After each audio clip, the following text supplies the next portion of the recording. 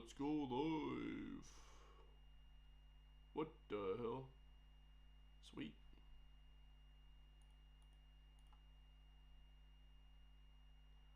Are we streaming, bruh? I think we are.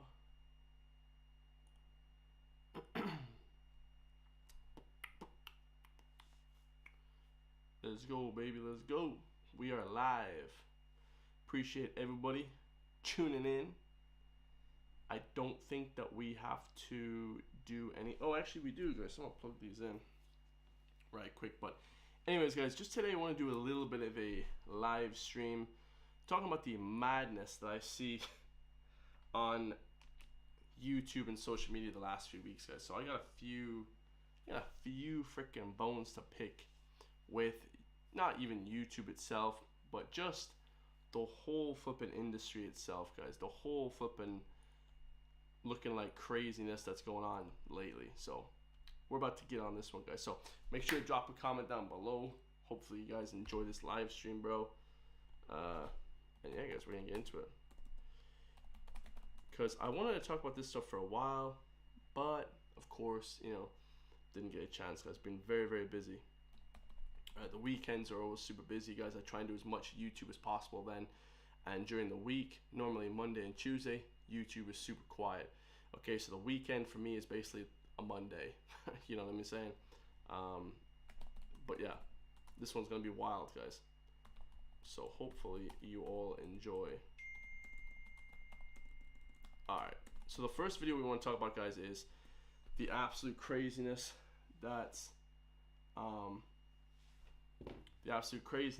is, of course, Mr. Beast.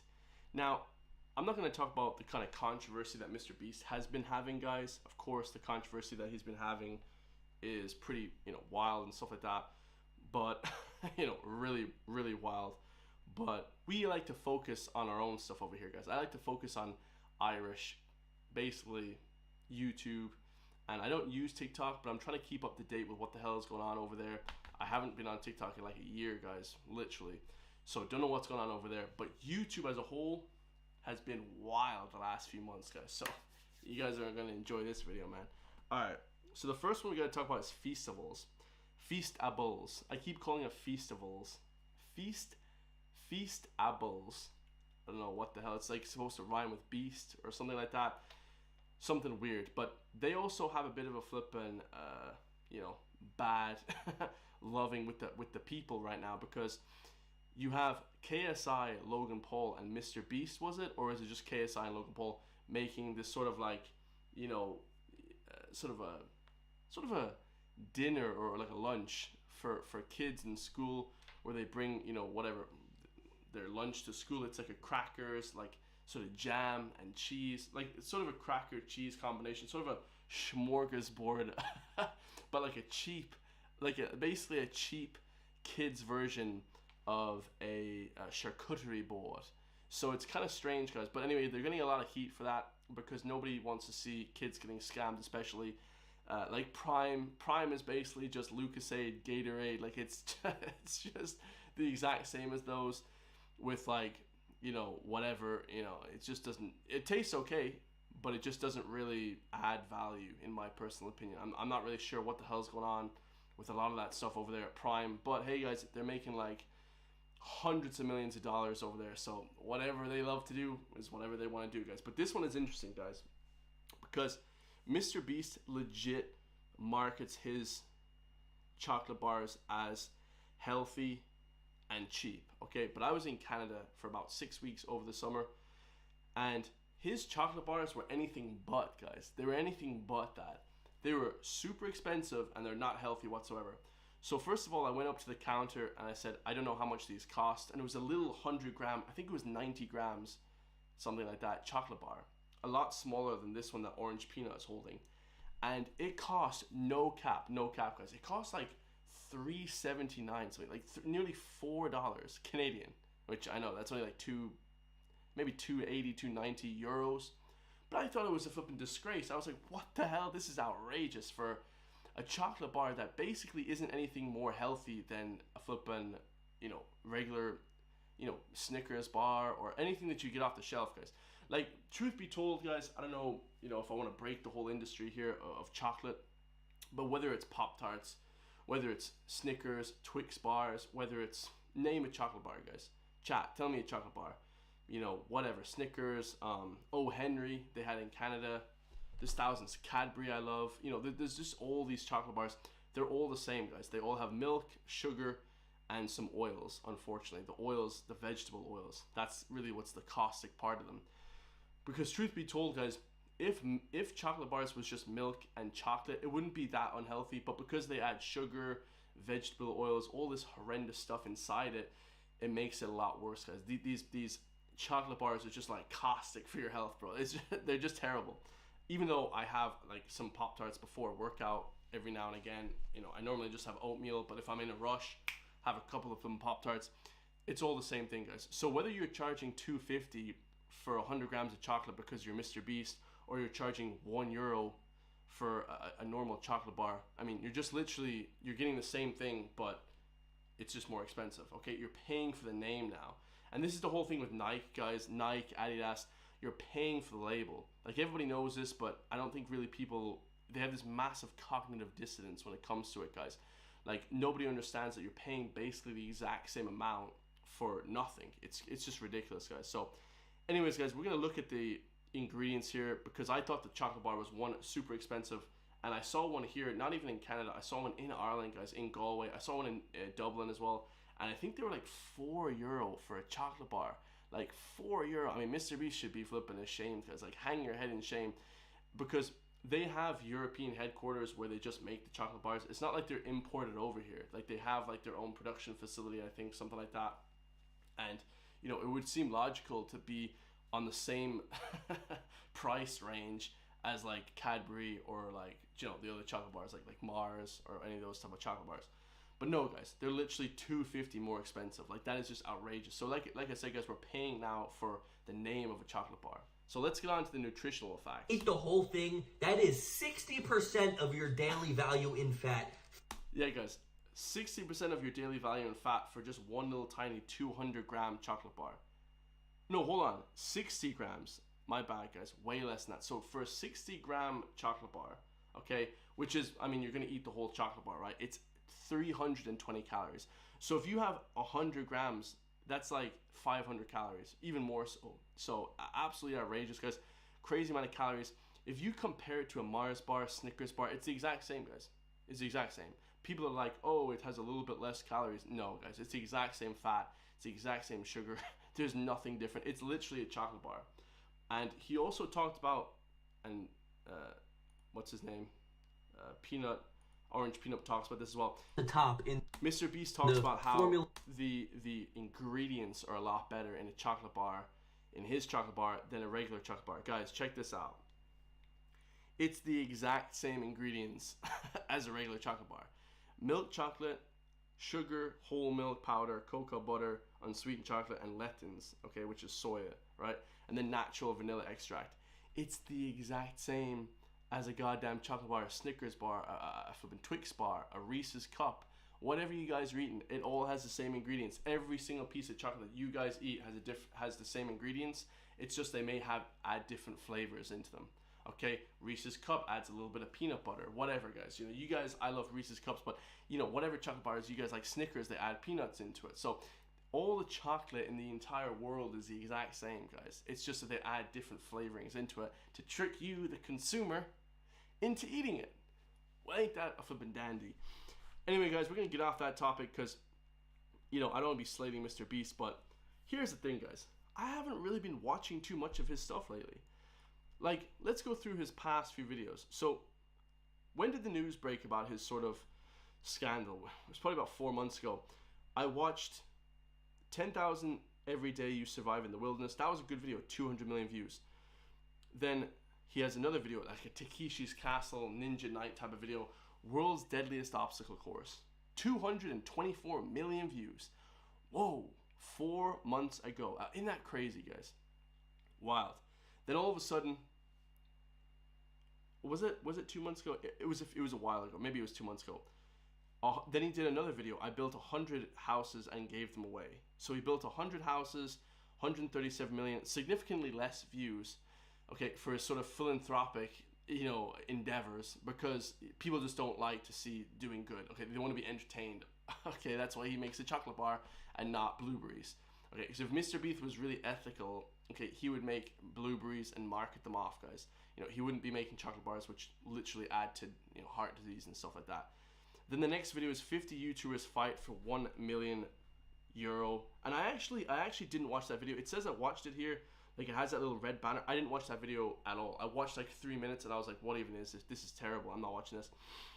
Then I watched fully the Survive 100 Days in a Nuclear Bunker. That was a great video. Then check it out, guys. That video has 200 million views. Literally a few weeks later, he put out a video, 7 days stranded in a cave. 7 days stranded in a cave. And it got significantly less views, guys. And I haven't watched any of these videos. I watched like 2 or 3 minutes. I'm like, what even am I watching these for? Like, this is like, and this is coming from me, guys. Like, I put up reactions every day. Like, I'm not holier than thou, but the content has just gotten, I don't know, guys, like, it's not because I'm getting older, because I still love the sort of entertainment aspect. I love watching TV series and stuff like that. The content has just gotten whack, dude. Like, it's just like, what am I even watching this for?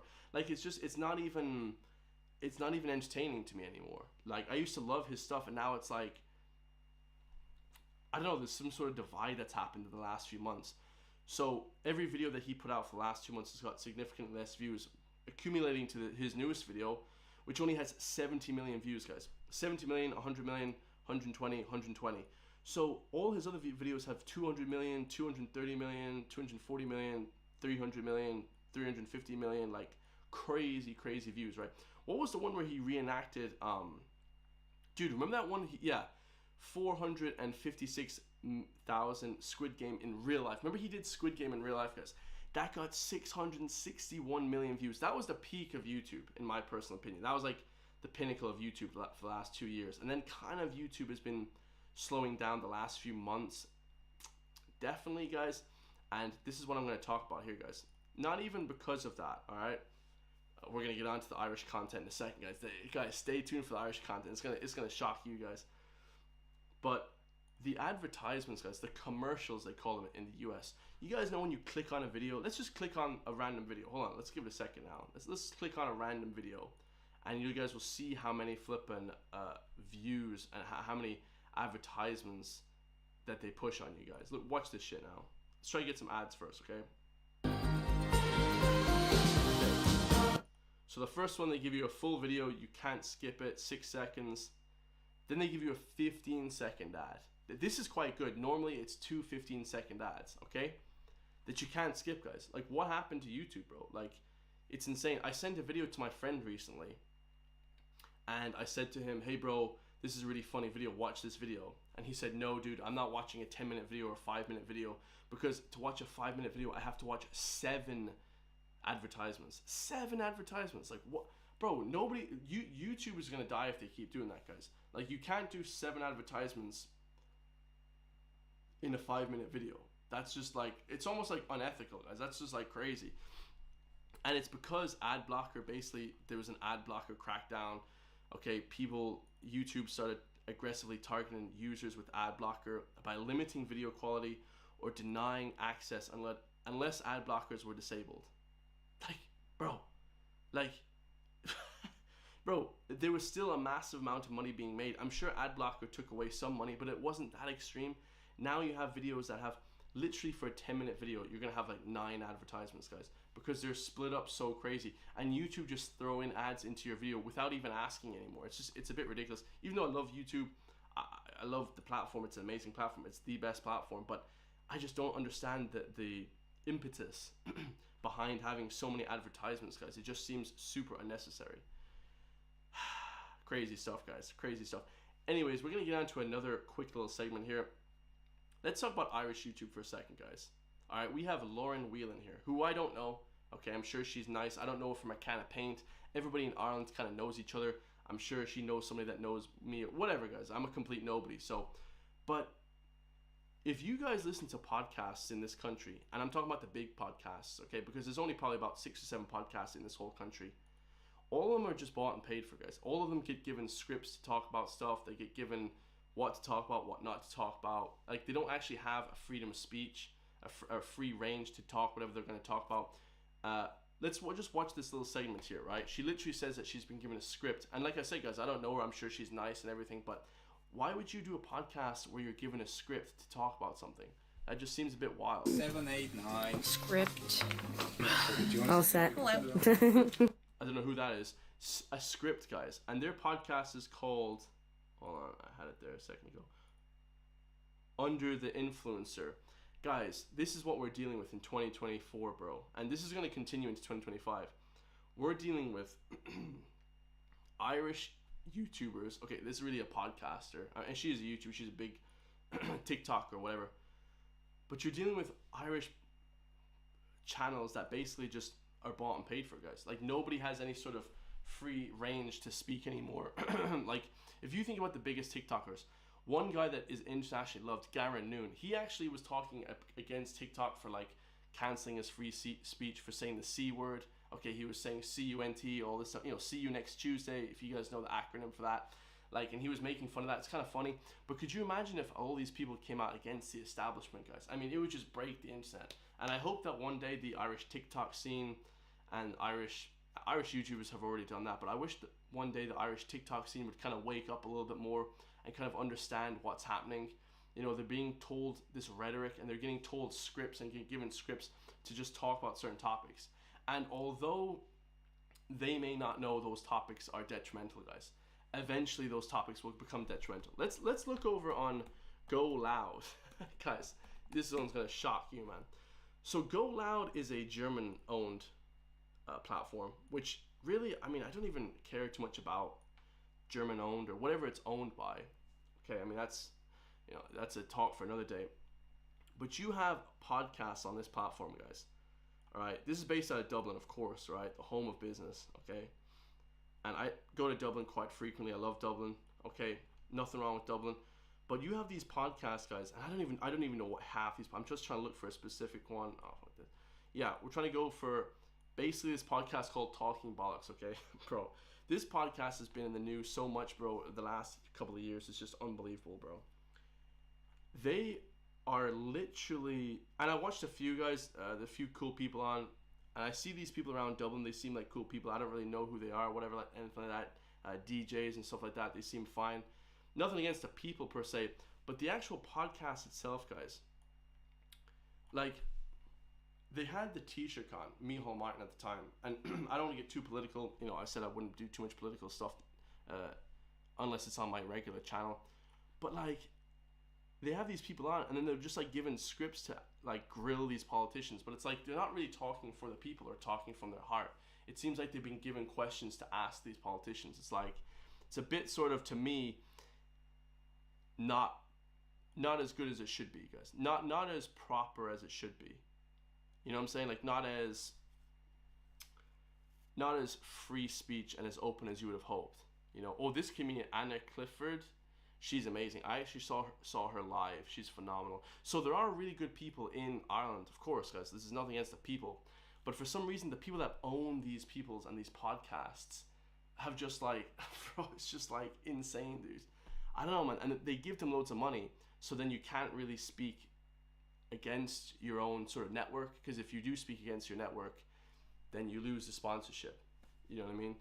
But I want to show you guys what my podcast is going to be on. So check this out, guys. Brand new breaking media for you guys. This brand new podcast that I've been asked to take part in, which is going to be amazing. It's going to break the internet, guys. And I don't know how much I can say about it, but it's already live. And a few people follow them on Twitter as well. So go over and support us on Twitter as well. Hold on a second, guys. Let me whip up the Twitter page here. Redder Media. Okay, it's called Redder on Twitter as well, which is basically a news platform that's going to be owned by a few different people in Dublin. Go check them out, guys. It seems like they have a really grip on what's going to happen next. But check it out. Coming soon, media is about to change. Your alternative media source. So let's read the description here, guys. About Redder Media. Groundbreaking podcast committed to delivering conservative-leaning content that champions the truth and explores alternative narratives. I love that, guys. It's an alternative narrative platform. Okay, in an era where mainstream media often dominates the conversation, we strive to provide a platform where diverse conservative voices can be heard, fostering information and discussions and healthy debates. So, even just the first segment of our podcast that I'm going to be part of, you know, it's already better, guys. It's already a free speech platform. Nobody's gonna hand me a flipping script. like they might give me a few talking points, but there's not gonna be like, hey, what you should say, what you should not say. I mean, that is just ridiculous and ludicrous, guys, right? Like, I can't believe that people get given scripts and this type of stuff. It's like, dog. And you wonder, you know, how much people get paid to do these podcasts and stuff. Is it even worth it, guys? Like, you're basically selling your soul. And you get a pass if you're a girl. Okay, if you're a woman, you get a pass. So nothing against this Lauren one. But if you're a guy and you are still... Bro, if you're a guy and you're still not awoke to what is happening in 2024, guys, I mean, it's just... I feel sorry for you, bro. Like, you need to wake the hell up, guys. Because, I mean, it's just wild how some people just don't know how they're just being taken advantage of. You know, it's unbelievable. So here at Redder Media, we believe in the power of dialogue and its importance of representing a wide range of perspectives within the conservative spectrum. Our network will host up to 10 distinct podcasts, each with its own unique hosts and engaging content. From politics and culture to economics, history, and current events, our shows are designed to cater to a broad conservative audience seeking insightful analysis and thoughtful commentary. I love it, guys. I love it. Because we know, like, at the minute, guys, the left has just gone insane. I think, like, before 2020, let's say 2021, people were more in a libertarian view, more in a liberal view with most things. But now the whole sort of left movement has gone so crazy far left that it's just gone insane, guys, in my personal opinion. You know, it's just gone wild. So it's good to see more of a... Because some guys said the last day, the Republicans in the U.S. are basically just liberals now. Like, which is just like, there's no sort of like any sort of regular content for someone who's more right-leaning, you know what I'm saying, more reserved, let's say. Our mission is to challenge the status quo and provide our listeners with content that not only informs but also inspires. I love that, guys. We want to inspire people over this platform, guys. No demoralization.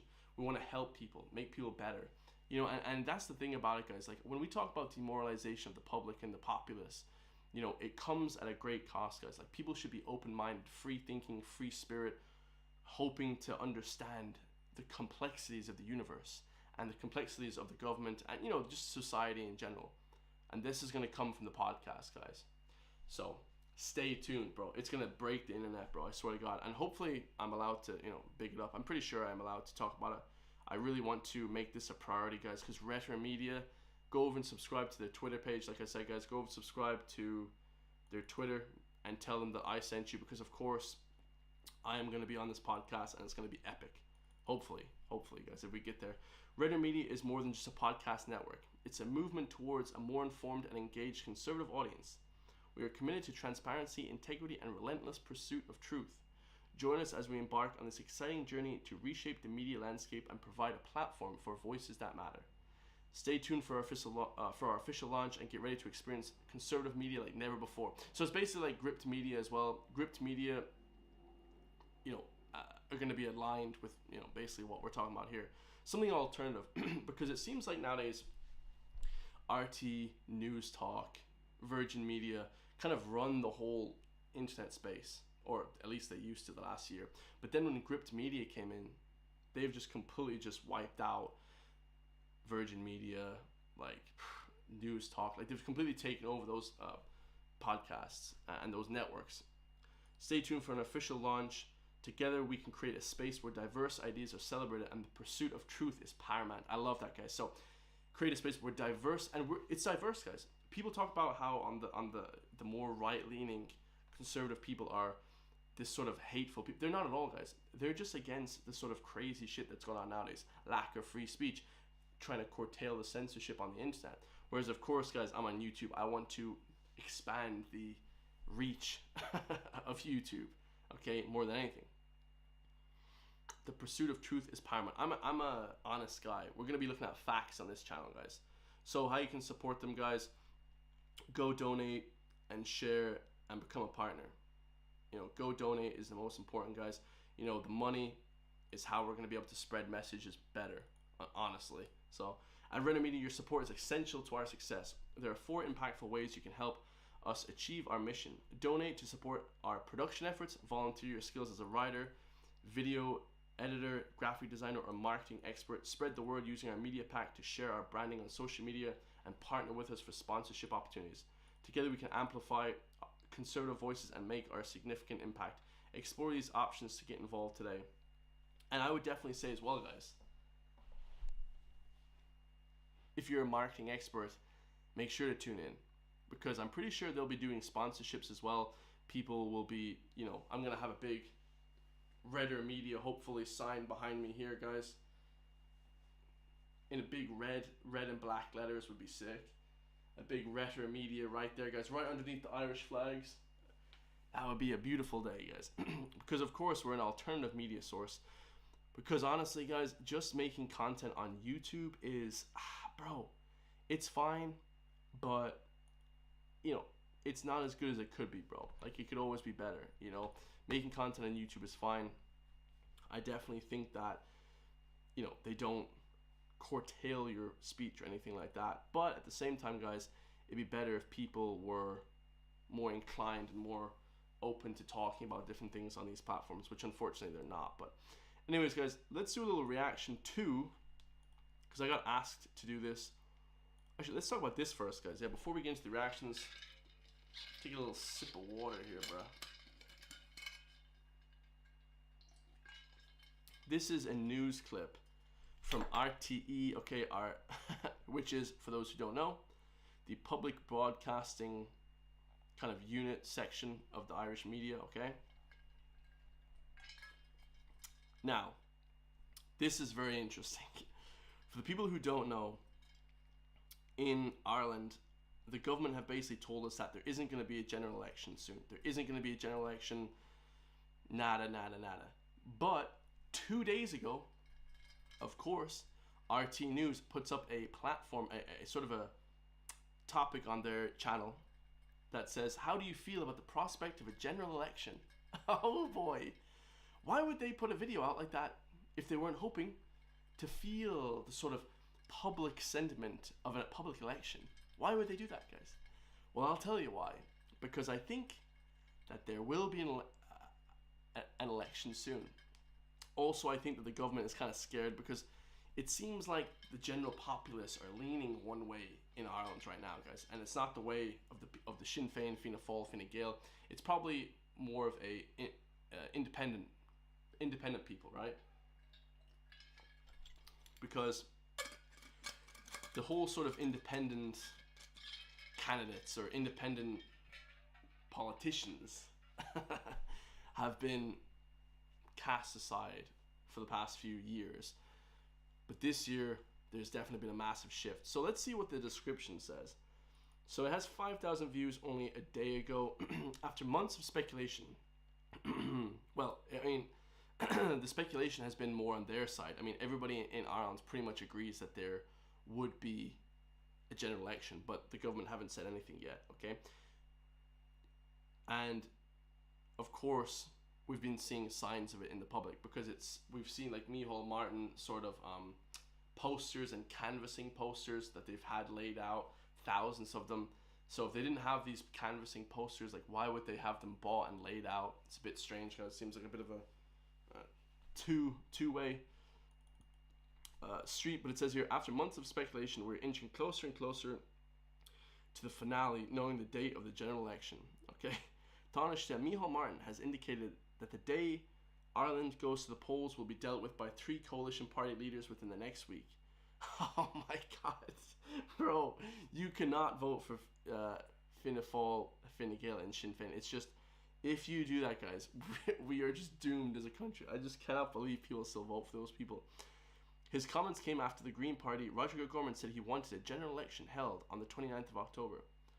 So Micheál Martin has indicated that sorry, I read that already. So much talk in the political and media circles about the date. How are you, the voters, feeling?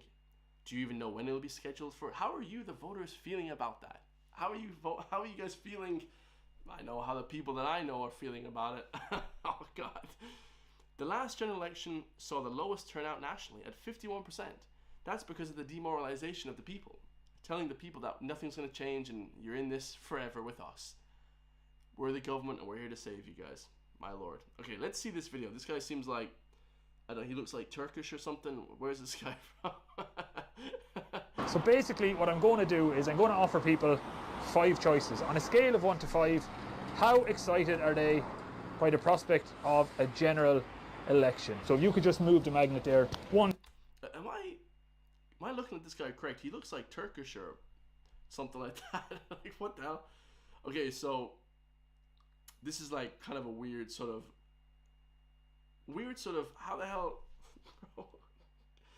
This is like really basic stuff. But anyway, guys, we're going to feel the public sentiment about a general election. Now, the first person they got is a girl that, no offense, looks like she has never even voted in her life. Let's see. Oh my God. Let's see what she said. If you could just move the magnet there. 1, 2, 3, 4 or 5. How excited are you or not by the prospect? I'll say number 5. Okay, so you're extremely excited by the prospect of a general election. Why do you think that is? Well, I think it's important for young people to get involved in the general election. Definitely something as a student that I think, like renting up in Dublin, anyone definitely. What is she a student in? Is she a student actor? Like, what? Bro, what is going on here? This is ridiculous. Bro, there is no way she has even voted in her lifetime, guys. Like, bro, stop. Oh my God. That was like the most set up thing ever. Well, I think it's important for young people to get involved in the general election because mostly young people are left-wing is basically what she was trying to say. Oh, Jesus. Okay, let's see, guys. Definitely something as a student that I think, like renting up in Dublin, anyone definitely who's renting up in Dublin, it's the housing crisis is a big issue for sure. You would definitely be voting on it. Yeah, 100%. I think it's really important to vote.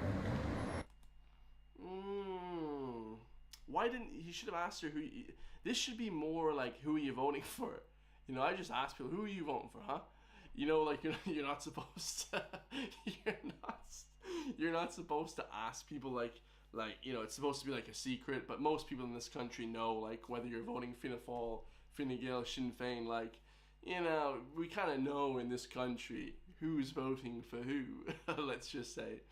And, you know, you have these sort of people on the street that are like completely, you know, not really up to speed with what's going on. Like when this lady, this woman, she said housing crisis is a big crisis for sure. I wonder if they think the housing crisis is a left or right wing issue. Is it a left wing or a right wing issue?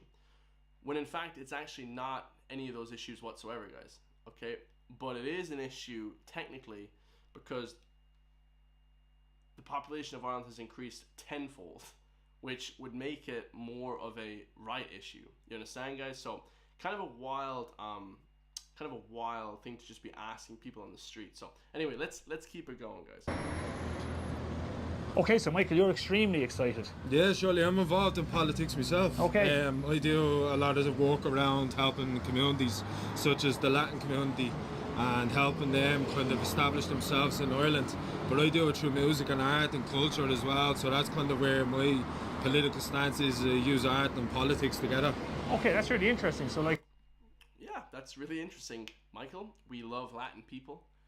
I love the Latin Americans, Brazilian people, love Brazilian people. But we all know where this is going, guys. Help establish people in the country. Okay. Is it something that you might consider for yourself in the future, running in an election? A lot of people ask me that, but the thing is about politics is you have to be hated, and I'm not. I don't really want to go on that side. I'm just on the side of being a social activist and kind of helping people in that way. Okay. Yeah, that's a good point, Michael. I do agree with you there, man. If you're gonna get into politics, you have to be hated. And the reason, not necessarily, but you probably do because you're also loved as well by a lot of people. You're just loved and hated. But the thing about this world is, Michael, unfortunately, if you want to be somebody in this world, you're going to be hated, okay, by most people. So that's the way it goes, unfortunately. But then a lot of people will love you. And, you know, it's best to be hated by the people that are going to hate you anyways than to be not even known by the people that hate you or whatever, you know, or that don't even know about you, right? So best to be hated anyways, because I'm sure there's people out there that just hate me or you or whatever, you know, anyone watching this video, but because it's more public, they get really upset about it. I would never get upset about politics, guys. Politics to me is fun, you know. It's kind of like water off a duck's back. It really impacts a lot of people and it gets people fired up, but to me, it's serious, very serious, but they take it personally. They let it get to them. They let themselves get emotional about it. Okay, so 2. So you're not very excited. Is there a reason that you don't? Yeah, I think like in general, I wouldn't know. I'm American. I've lived here for 8 years, and to be fair, I'm not that engaged in politics. But I think it's kind of general disillusionment with progress. Like the metro, for example, has been talked about for years and years and years. Not a stone upturned. I would be looking for things that are going to affect the city center and make a real difference, like transit and waste disposal, I think is another big one. And crush. In terms of the fees or the availability? Availability. Right now I'm on unpaid leave until I have a crush spot, which right now is not till September 2025, and she's already 7 months old. We'll leave it there. Okay, So I don't know what Americans would know about the sort of Irish elections. Like we kind of know more about their elections than they would know definitely about our elections. Okay, their elections obviously a lot more important on a world scale, but this is wild. Okay, let's keep it going. so a 3. So what are some of the issues that you'd like to see dealt with by the next government? The drug addiction in Dublin is terrible, and homelessness as well. Open to more services for homelessness and for drug rehabilitation as well. Yeah, Definitely needed. all around the city, all around the county, All around everywhere. the country, Yeah. to be honest. Yeah, like look at drugs. It's crippling our society as it is. Like. We were probably expecting a couple of 1s, but so far the people have been really engaged. It's been mostly 3s, 4s and 5s. They've been talking to us about the rental crisis, the homelessness crisis, public transport services, and so now we're going to head down the Royal Canal to Drumcondra to see if they're just as tuned in down there. So you're kind of partially interested, not massively excited, but you do take a bit of an interest. So what would be some of the issues that would kind of really matter to you when you're going in to vote on the... I wonder if it's like selectively. I mean, of course they're selecting people, you know, that would willing to talk to RT. I mean, if you're willing to talk to RT, you're definitely selective. But it's very interesting, guys. This is a very interesting segment that's going on in Dublin. election day? Honestly, I would say homelessness is a big one for me. Yeah. Poverty. I'll go with the 4. 4. Hey, they cut that guy off pretty quick. He seemed like a happy young man. He was smiling. All he said was homelessness and poverty. Yeah, that's a big one, guys. I wonder where that comes from. Poverty and homelessness. Guess we're gonna have to just move on to the next guy. I'll go with the 4. 4. So you're pretty excited. You're pretty interested in politics generally. I'd be definitely in favour of Simon Harris staying on his Taoiseach for sure. Okay, so can I just ask an obvious question? Are you a member? Oh, Jesus. Whole horse. Oh no. Oh Lord have mercy, guys. No way did you just say that. Harris staying on his Interested in politics generally. I'd be definitely in favour of Simon Harris staying on his Taoiseach for sure. Okay, so can I just ask an obvious question? Are you a member of Fine Gael? No, I'm not a member of Fine Gael. But you would be supporting them at the election? Definitely, yeah. Oh, dude. Why do they keep moving on? Can we like get a sort of a... Can we get like an explanation of that? Like, why are you in support of him? 2. Okay. Maybe like a 3. Okay, so a 2 and a 3, so you're kind of semi-interested, but like you're not overly enthusiastic about the idea of it. Definitely support for like housing and like building up finances, like when you're younger. Yeah. And what about yourself? Yeah, I would say the same, especially for college students. So like having like additional grants and stuff for housing and even just commuters as well. At the latest budget, they gave a tax credit to renters. Do you think things like that go far enough, or are more supports needed? I do think they really help, but yeah, I think there's still probably room for improvement. Do you think politicians do enough to engage with young people? Honestly, I'm not entirely sure. Like, I don't think of them too much, so probably no then, I don't know. Yeah, good woman. Probably no, I would say. So, we got a general group of people here, general group of younger people. Let's say everybody there was under 50. Do the best of my knowledge. Yeah, everyone there was under about FARC day. And basically they got no one really that said anything apart from housing, poverty, and that's it actually. Housing and poverty and that type of stuff, social protection. They had one guy out of like 7 people or 8 people that supported Fine Gael. Man, that was like, this is like the most selective. So the only person that said they would vote for someone directly was someone that said that they would vote for Simon Harris. Bro, this is a ridiculous. How do people not see what is going on, bro? I mean, this is just so blatantly obvious. I can't even talk about this too much anymore. It's just like, people have to see this, guys. We came out here to Dublin Central today to ask people whether or not they're excited on a scale of 1 to 5 about the prospect of an upcoming general election. The answers tended to average out at just over 3, so people by and large are pretty excited. How are you feeling about it? Do you care? Oh, we care, all right. Now, RT actually paid money for this segment. Like, what is happening, bro? What is happening? Let's move on to some other stuff. The Dublin Airport passenger cap and what it means to the... No, let's not watch that. So they actually paid money to Thank you, Lasker. To fund that, which is outrageous. Alright guys, on to the next one. We have Senator Sharon Keoghan, full rebuttal of proposed hate speech bill. Now, for those who don't know who Sharon Keoghan was, she was in the Dáil the last day, or anyways, somewhere in the somewhere in the Dáil, and she basically read out for 25 minutes the different sort of that people would be allowed to identify themselves as, let's just say, okay?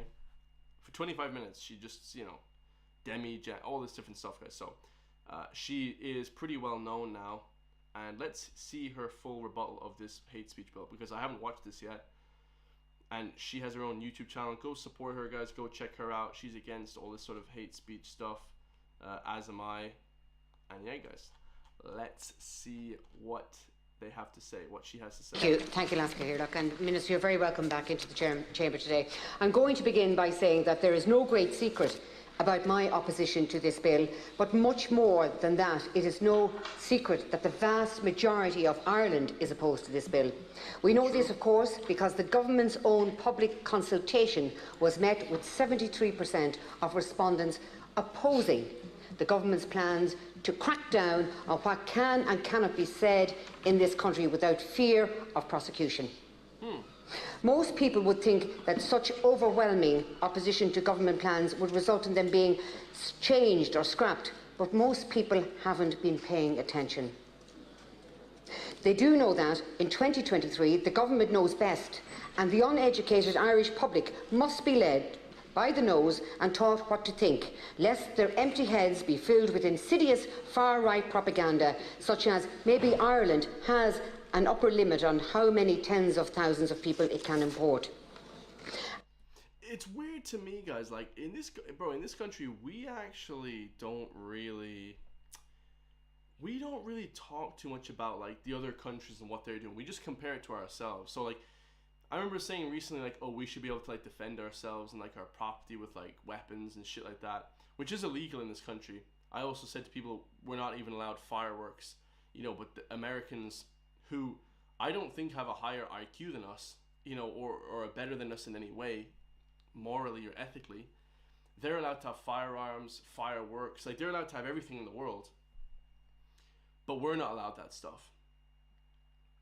Does it not seem a bit odd? Like, does that not seem a bit sort of wild that like different countries are allowed certain things but we're not? Like, I don't know, guys. It feels a bit unfair to me, honestly. It's like, it's almost saying that like Americans as a people are better than us, And I don't think that that's true in any case, guys. I know we look up to other countries and look at Japan, they have low crime rate, but it's like, why aren't we allowed to have fireworks? I just don't understand. It's like, do the government not think that we're responsible enough or something? Or do people not think that we're smart enough to have those things?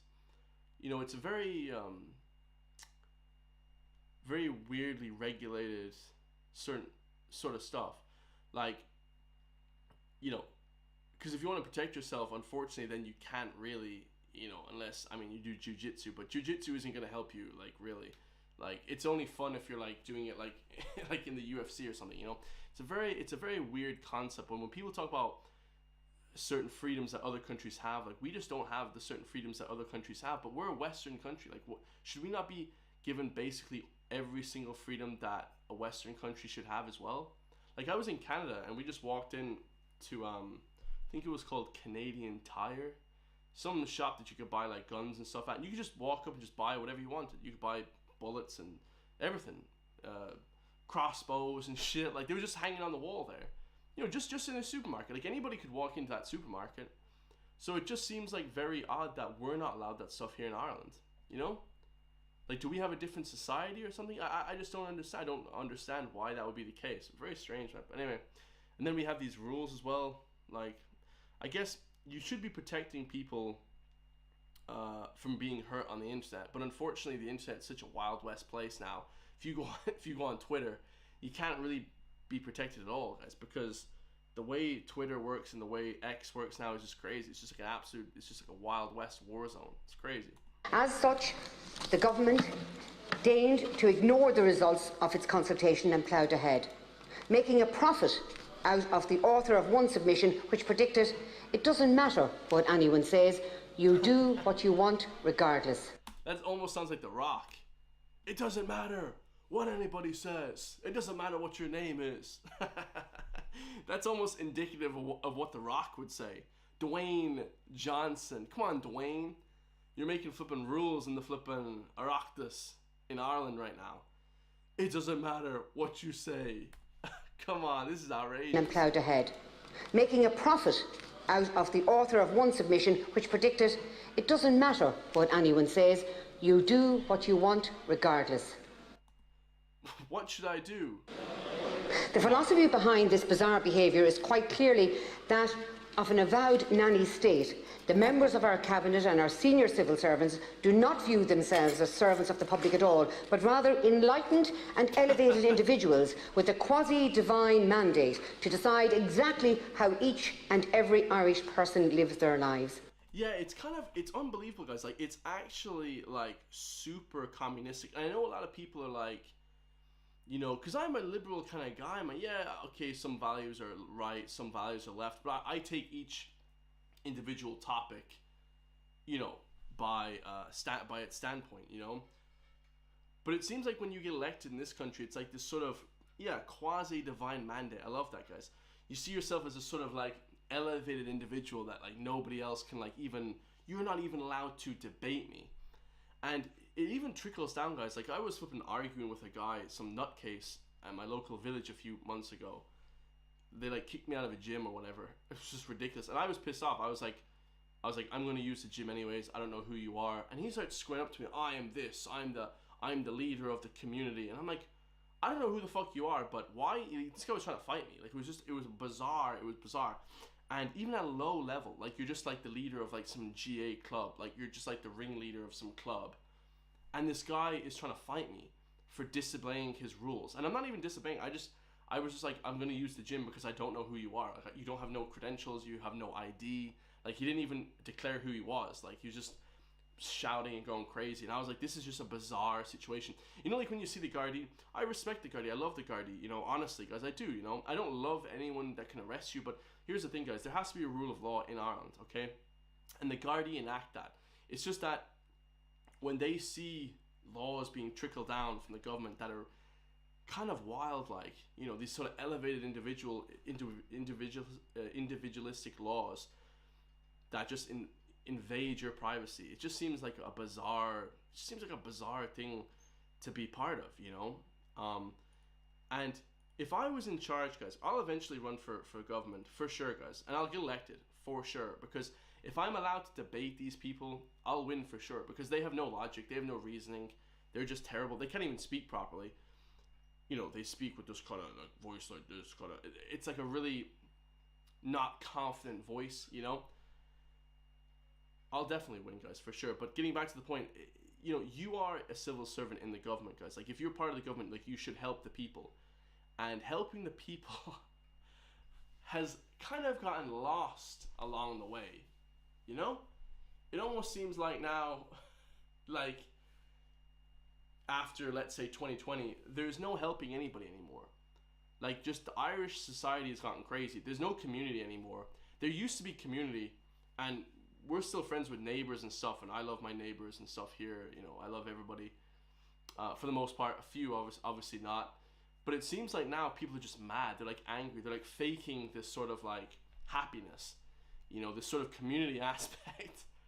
And unfortunately, it comes from people trying to challenge the status quo. And here's the thing, guys. If I challenge something, I'm only doing it to make it better. Like, I'm not going to do anything radical or crazy. I'm just asking questions. Hey, like, why is this the certain case? Can we change this? Can we make it better? But if you at all challenge anything nowadays, it's just seen as like disrespectful.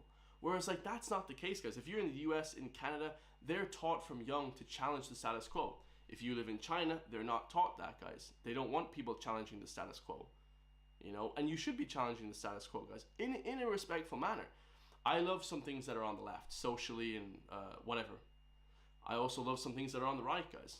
You know, I also love some things that are center. So every case and scenario is different. Nothing is clear cut across the board. When I hear this guy is communist, Marxist, left wing, I'm like, okay, you know, he may be mostly, or if I hear this guy's right wing crazy, yeah, he may be mostly, but I'm sure these people have a sort of variety of opinions on different topics. I'm sure not every single topic aligns conservatively or liberally or Marxist or communistically, right? So everyone is a vast swathe across the board different, okay? So if you're a civil servant, guys, you should be there for the people, guys. You should be helping the people, respecting the people, build a platform for yourself so you can talk to the people every day. If I was in charge, I would probably do a live stream every single night, guys, from my party. Just a live stream on YouTube, just so all my followers and all the people that support me in the country or in my constituency could understand exactly what I'm trying to talk to and exactly what I'm trying to, you know, get across to the people and exactly what I'm trying to help with helping the people, right? Themselves as servants of the public at all, but rather enlightened and elevated individuals with a quasi-divine mandate to decide exactly how each and every Irish person lives their lives. In private recognition of their ability or in unwillingness to solve the real and pressing issues facing Ireland, housing and emigration, coincidentally issues of their own making, they instead busied themselves by micromanaging the day-to-day experiences of ordinary people, deciding what cars they're allowed to drive, what drinks they're allowed to buy, what fuels they're allowed to use, what their children learn in school, and now what ideas and opinions are allowed to be shared or what beliefs may be held or expressed in private. That's strong. She's a great speaker. I'd probably vote for her, guys. She's a great speaker. She said, you know, everyday life is being affected now. It feels like we're being micromanaged. You know, guys, when you're at work and your boss is micromanaging you. I remember I had this job, bro. Oh my god. I had a job in a health foods shop, and I remember the bathroom was broken. So I went into the nearest shop, which was literally literally it was beside each other, right? So it was like a 30-second break. I just had to go to use the bathroom. I came back in after using the bathroom, and the manager was like, what are you doing? And I said, oh, just the toilet's broken. I didn't break it, but I'll try and I'm not a plumber, but I'll give it a go, guys. I'll try and, you know, unplug it or whatever. Someone probably clogged it, you know. Someone probably used too much fiber supplement. You know, it was a health food shop. They probably ate too much fiber, so the toilet's clogged now. She was like, no, you're not allowed to use the toilet. I'm like, what? She's like, you're not allowed to leave the property when you're at work. I'm like, yeah, but there's two people already on, like they're at the desk, everything is fine, it's held down. I literally was 30 seconds. Like, I didn't leave the property where there's just nobody was in the shop, you know what I mean? It was just like, anyway, it was wild, guys. And nobody was in the store at the time anyways. It's like a quiet enough store, it's like not that busy. So that's the sort of micromanaging that people hate, you know, this sort of like just like every single aspect of your life is just micromanaged. I mean, you can't even live with people that are like that. If you had a girlfriend or a wife that's micromanaging your every single movement and this type of stuff, because your every single everyday activity, that would be crazy. You'd call that a toxic relationship. But in the government, it's just normal. Because now they're deciding what cars people to drive. You have to drive electric, which I think electric cars are terrible. You know, they're cool for a few years, guys, but it's only for the rich and famous people that can drive electric cars because they're expensive. and they don't hold their value, and they can't travel long distances. Like, I want to travel to Dublin every week. I work very rigorously. Okay, I travel a lot, so that sort of thing is not, you know, not for me, guys. Electric cars. What drinks they're allowed to buy? What does that mean, guys? I don't even know what the hell that means. What drinks in Ireland are we not allowed to buy? Yeah, I mean, I guess we're not allowed absinthe. Like, anything over 40% alcohol, we're not allowed, which is weird again, guys. It's like, if you guys go through the list of stuff, NCT, they don't have in Canada or America. They don't have NCT, the national certificate stuff that we pay $50 or a year for, and you're not allowed to drive your car if the car... In America, they don't have that, guys. I thought we follow all the Western ideology. If I was in charge, I'd get rid of NCT, I'd make fireworks legal again, I'd make guns legal, I'd allow drinks over 40%, like, I'd allow electric cars, but it wouldn't be like the main focus. Like, I would just allow more things. The more things you allow in life, guys, the better life is for the people. I don't really know how you can be against that. To me, it just seems insane, guys.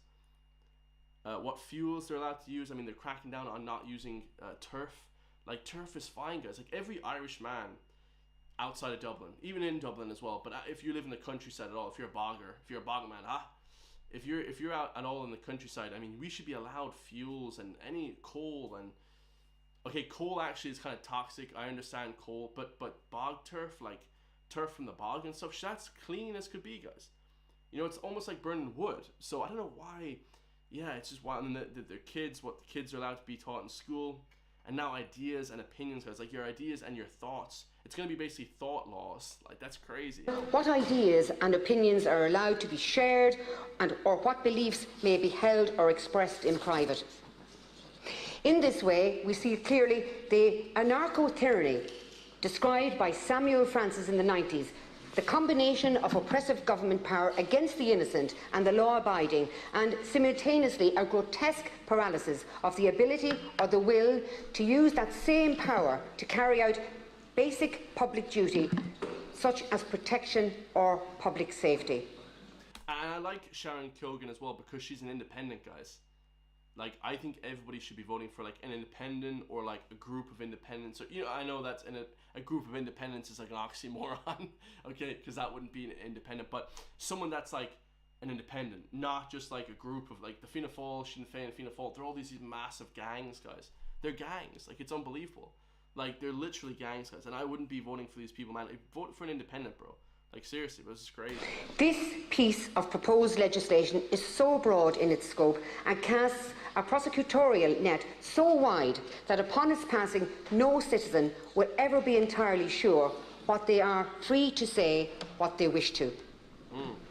The law contained within it is so ambiguous and uncertain that one cannot but think that the intent is to create exactly this sort of hazy legal environment which forces individuals to err on the side of caution by self-censoring, as they will never know what utterance of theirs might be reported as hateful. I don't even know what's hateful. For me, guys, I motivate people, okay? I give words of encouragement on my YouTube channel all day long, guys. On my YouTube, and the next video that I'm going to do actually after this is going to be a live stream, probably of something that's like, you know, motivational or whatever.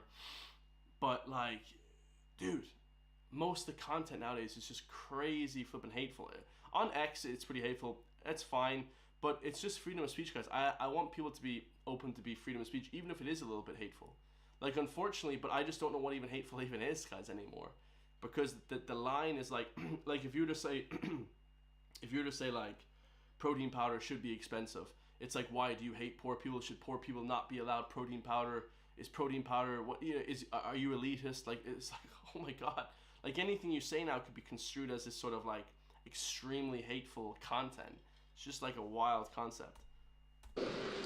Most laws is painstakingly drafted so as to isolate specific actions and single them out for criminal prosecution, taking great care not to mistakenly punish benign activities. This law does almost the opposite. It is hard to view the goal of this legislation as anything but the perusal of a nationwide chilling effect on freedom of speech and freedom of expression. If the I will say this, because YouTube is amazing, because they do, and I know a lot of people would say the opposite to this, but YouTube is a free speech platform for the most part. You know, a lot of people wouldn't agree with that, but something like Rumble is. YouTube is to a point. They just obviously lean politically in a certain way, guys. You know, unfortunately. But if YouTube were to lean in the way of like X, like let's say Elon Musk bought YouTube, like that would be just wild. Would it make the platform better? I would probably say yes. You know, so there you go, guys. But you know, yeah, it's just crazy. Let's keep going on this one. This one's kind of cool. Government wanted a legal basis to use its monopoly on force to punish anyone who would speak out against a prevailing narrative. It's hard to imagine what it would do differently to this.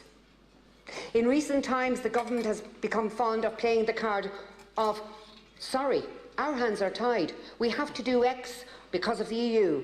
A ready-made excuse to wriggle out of accountability for everything from immigration to energy taxes. However, in this circumstances, the Council of European Union's Council Framework Decision 2008-915 GHA doesn't go nearly as far as the Irish government has with this bill, with the Council decision only targeting certain forms of expression of blatant racism and xenophobia. It was this government that decided to add in a nonsensical circular definition of gender and to choose not list sex as a protected characteristic in favour of meaningless phrase sex characteristics. This is just the tip of the iceberg of bad law that comprises this legislation. I have over 80 amendments drafted to try and put any semblance of sanity and respect for civil rights into this bill. The definition of hatred is circular. The definition of gender is nonsensical word salad. The very premise of the bill is that some persons are worthy of protections and others are not. Hence, the exclusive list of protected characteristics. Right. This is like not trying to be offensive, but this is trying to be logical, guys. Like the whole hate speech thing is like a circular thing. Like, how would you even know when someone's saying something offensive? Like I said, you could just say anything, and just someone could just take offense to it. Like anything, and not even, of course, if you're blatantly racist or xenophobia, that shouldn't be allowed, right? I mean, on my platform and on X, that's fine. It is allowed, and you should have the free speech to say those things, in my personal opinion. But on those platforms, if they choose not to have that, you can kind of make an argument where you're like, okay, you know, racism probably doesn't help this platform, whatever. But if you really want free speech, guys, I mean, it entails everything. You should be able to say whatever you want, and that includes crazy shit, right? But of course, it's limited to a certain point. But it's like, where is that point? Because we don't really have like an exact definition or an exact point of where that's limited. She also talks about the EU, guys, and I've talked about this for years, guys. Like, the EU basically just makes up rules for the country, and we just have to follow them. And if we don't follow them, we get fined. Not only, like, we get fined, guys. That's just wild. That's a wild thing, guys, you know? If you happen to be hated for something to do with your person that's not on the list, you're fresh out of luck. The characteristics for which you're being persecuted isn't in vogue. Various sections of the bill rely heavily on the legal friction of the reasonable person, which is all but useless as an aid to the courts when it comes to controversial social issues upon which reasonable people diverge. The lower threshold of recklessness instead of intent in Section 7 places an entirely undue onus on a person to rack their brains as to how anyone, could possibly maybe interpret their speech as being likely to incite violence before anything is said. Section 9 establishes that in order to be put into jail for having incited violence, you don't actually have to have incited any violence. This is clown world stuff. And this is stuff that I don't even understand, guys. Like, what does that mean? Section 9 says that to be indicted, she said, indicted, you actually don't have to be doing any violence. So how the hell is that even... I don't even understand how that works, guys. And we should have bills to protect people. Like, that's why, like, if someone, like, violently, like, hurts you, like, if you get hit in the street, guys, like, if someone just randomly punched you in the street, they should go to jail for, like, 3 years. I'm not against that. That fully should happen. But that just doesn't happen in this country, guys. Like, it just doesn't happen, bro. Like, that's like some Western, US, Canadian type of shit. Like, we don't have laws like that are really strict. Like, if you hit somebody, you go to jail. Like, those laws just don't, they just don't happen. There to protect people. What we have here is a draconian legislation which can put you in jail where not one single person has been harmed or victimised. Some people who you think you are protecting have highlighted the dangers of this legislation, including many gays and lesbian groups. I note not all gays have been in touch with every single senator in this House. Section 9 and 10 both contain provisions reversing the burden of proof in placing it on the defendant to prove that it didn't intend to communicate the material of public or a section of the public and didn't possess material with a view of such material being communicated, respectively. Section 10 criminalises the preparation or possession of material that is likely to incite violence or hatred against a person because of the protected characteristics, with a view of the material being communicated to the public or a section of the public, even where the material has not been published. Section 10.3 goes on to state that where it is reasonable to assume that the material was not intended for the personal use of the person, that person will be considered to be guilty unless they can prove their innocence. This reverses the burden of proof and interferes with our rights of innocent until proven guilty. And you're guilty until proven innocent. So, merely possessing private material which you find interesting, engaging, intellectually stimulating, this may be a criminal act if some hypothetical person were to find such material hateful.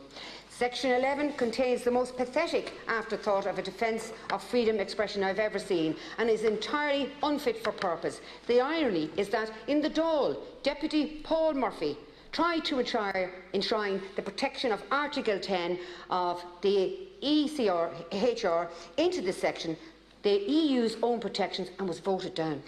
So our government has the gall to throw up its hands and say, oh whoa, the EU is making us pass this, our hands are tied, and then vote against the inclusion of the EU's own protection for free speech. It really does show a staggering contempt for the rule of law and the intelligence of the Irish people. Section 14 establishes that the DPP had absolute discretion when it comes to which cases to pursue where a contravention of the Act has taken place. Obviously, there won't be enough members of An Garda Síochána to carry out all the arrests that would be necessary under this Act if it had to be enforced at all in all times. So the DPP can pick and choose who to make an example of. Section... Wild. Wild. I'm going to leave it there, guys. We understand what she's trying to say. 15 covers search warrants. Section 15.1. If a judge of the district court has satisfied the information on an oath of a member that there are reasonable grounds for suspecting the evidence or relating to... Alright, yeah, guys, crazy stuff. The commission of an offence under 7, 8 and 10 is to be found in any place. The judge may issue a warrant for the search of that place and any person found at that place. A member, any member of An Garda Síochána, in the Offences Against the State Act 1939, it has to be a judgment call of the officer of An Garda Síochána, not below the rank of Chief Superintendent. Now, it can be just any member. Obviously, this is to expedite the process. Upon such evidence being given and a warrant granted, the guards can enter your home, search every person there, seize every single electronic device in the house, your phones, your laptops, tablets, those of your partner, your children's phones. Oh my days. Actually, they can take anything, diaries, books, any object at all, and hold them for an indefinite amount of time. They take my dirty jocks out the laundry. Bro, they can just take my flipping dirty underwear out of the damn laundry. That's gas. So your phones, laptops, tablets. I mean, my laptop and tablets are just destroyed, guys. So better off time for new one anyway. Force you to log on and compel you to give them any or all of your passwords. And if you refuse, that in itself is a crime. Up to a year in jail for not willingly handing over your personal information to the state, even where no crime is being committed and you've done nothing wrong. Laws such as this have to be used in other jurisdictions to attack journalism, political opponents. Imagine all of your devices being seized mid-election, only to be returned 3 years down the line with a quick, sorry, you weren't doing anything illegal after all. This really is dreadful law, and I do genuinely think that you're pushing it too far, Minister. The Irish people will forbear a lot, but you really are pushing it here. And I do believe that you're forcing this law through against the will of the people is an act that will be paid for at the next election. And then your political opponents will have this legislation to use against whom they will. Now that's food for thought. There's going to be a lot of talk from the government groups on this bill about how we all have to band together to stop dreadful hatred that's out there, and how hate speech leads to hate attacks or an attack in itself. This is a silencing bill. It's a censorship bill. It's a bill made by the powerful to stamp out the dissent of minority voices. It's a bill that seeks to codify the prevailing narratives and restricts the free exchange of ideas, insulating the status quo against criticism. I will be opposing the bill, along with anyone who believes in civil rights, inalienable freedoms and the just rule of law. The voting records will show that today. So be brave, Senator. Speak up. Thank you, Chair, for your lenience. And the next... Damn, she can speak unbelievably, guys. She's an unbelievable speaker. So there you guys have, man. Sharon Keoghan. Want to subscribe to her? Yeah, it's crazy, guys. Let me know your thoughts and all that stuff, guys. I think I did a lot of talking today. How long did I go for? Hold on, guys. Where is it? Where is it? How long? An hour and 10 minutes, guys. Hope you enjoyed that little live stream. These live streams are going to be all completely different, guys. I'll probably live stream some motivational shit after a while. Hope you enjoyed all that, my beautiful people. Make sure to subscribe. Go over and help me with this channel, guys. Of course, check out some of my new t-shirts, guys. I got some dope new t-shirts that you guys will love. County Gains Gang. Join the gang if you guys want to support me. You can also donate to my channel. All that good stuff, guys. But the t-shirts that I made are pretty cool, man. I'll show you this t-shirt right here, guys, so you guys can see them. So the material is amazing. It's a premium t-shirt, guys. The material is amazing. It won't just like ravel up whenever you guys wash them and stuff like that. So you can get them to 3XL for all you heavyweight hitters out there, bruh. And yeah, County Gains Gang. 1916 is, you know, Irish, basically Irish independence. I know it's 1922, but 1916 is kind of a cool day as well. And I have another t-shirt, guys, and it's called Aliens Love Ireland. I have a t-shirt with an alien on it, bro.